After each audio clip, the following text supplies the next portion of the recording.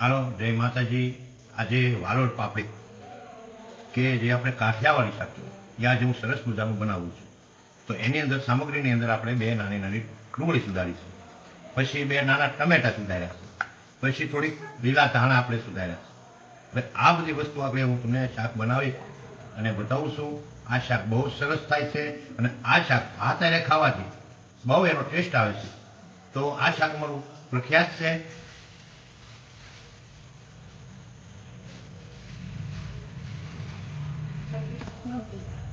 હાલો આપણે હવે હું વાલોડની પાપડીનું શાક બનાવું છું.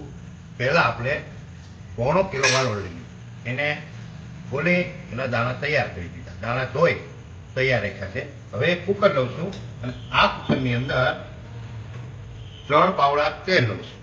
આશરે 100 ગ્રામ તેલ છે. આ તેલને હું અહીંયા કુકર ઉપર રાખું છું. હવે એની અંદર જે મારા મસાલા, હવે હું આના મસાલા કરું છું.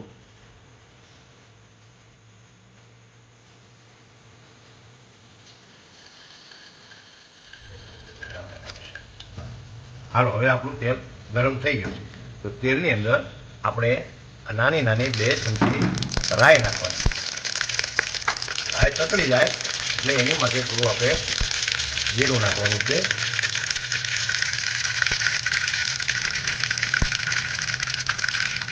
પછી આપણે થોડાક અજમા, એકદમ થોડાક જ લેવાના છે અને આ અજમા આપણે હાથથી સોય અને એ થોડા થાય એટલા અજમા નાખવાના. પછી એની અંદર આપણે ડુંગળીનો વઘાર કરીશું. એટલે એની અંદર આપણે અજમા જે કાંઈ છે પાકી જાય પછી આપણે ડુંગળી નાખીએ. 1-2 મિનિટ આપણે ડુંગળીને સાતળવા દઈએ.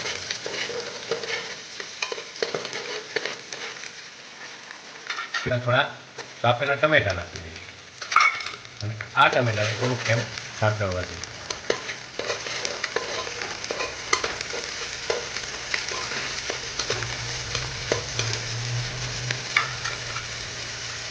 હવે એની અંદર આપણે પેલી વાલોડના દાણા નાખી દઈશું.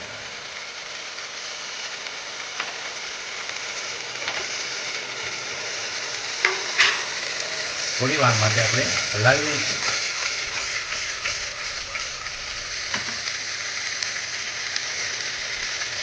સ્વાદ અનુસાર આપણે નમક નાખીએ.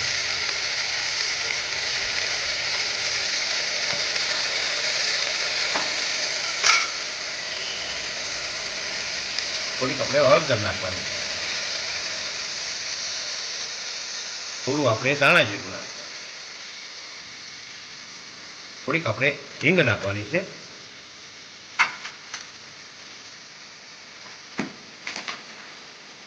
સપટી ખાંડ નાખવાની છે 2 દાણા. અને પછી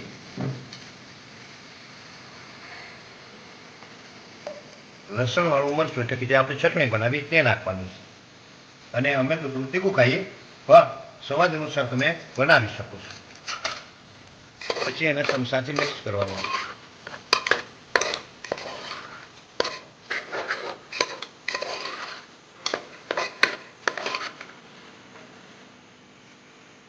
હવે આપણે એની અંદર પાણી નાખીશું અને થોડુંક રસાવાળું આપણે શાક બનાવવાનું છે.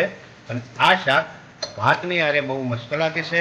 અને હવે આપણે પાણી નાખી દીધું છે અને આપણે કુકરનું ઢાંકણું બંધ કરી દઈએ. અને પછી હવે આપણે 4 થી 5 સીટી એને થવા દેવાની છે. તો 5 સીટી થાય પછી આપણે એને ઉતારી લઈશું.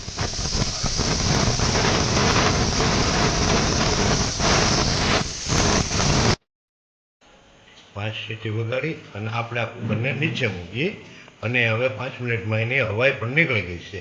તો હવે આપણે એને ખોલીએ છીએ.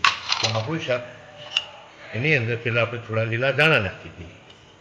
પછી આપણે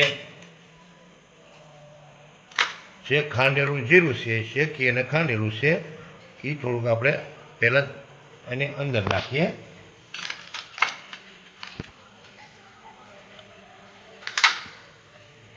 પછી આપણે નાખીએ થોડો ગરમ મસાલો.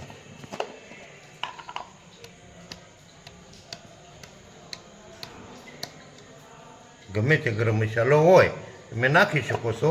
અને અમે તો હાથી સાહેબ ગરમ મસાલો વાપરીએ છીએ. અને હવે આને આપણે થોડુંક હલાવી લેવાનું. અને આ શાક આપણે ભાતની હારે બાજરાના રોટલા હારે પણ તમે ખાઈ શકો છો. તો હવે આપણે આની એક ડીશ બનાવવાની છે. તો આ ડીશની અંદર આપણે થોડા ભાત લેવાના છે.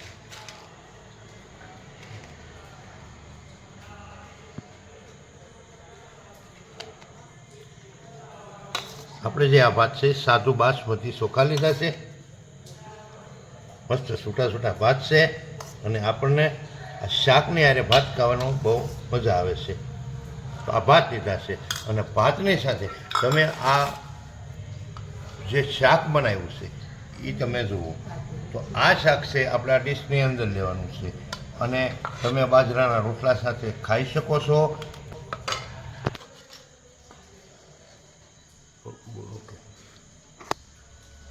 હાલો હવે જો આપણી આ ડીશ વાલોરના દાણાનું શાક ભાત બાજરાના રોટલા સાથે આપણે સર્વ કરીએ છીએ.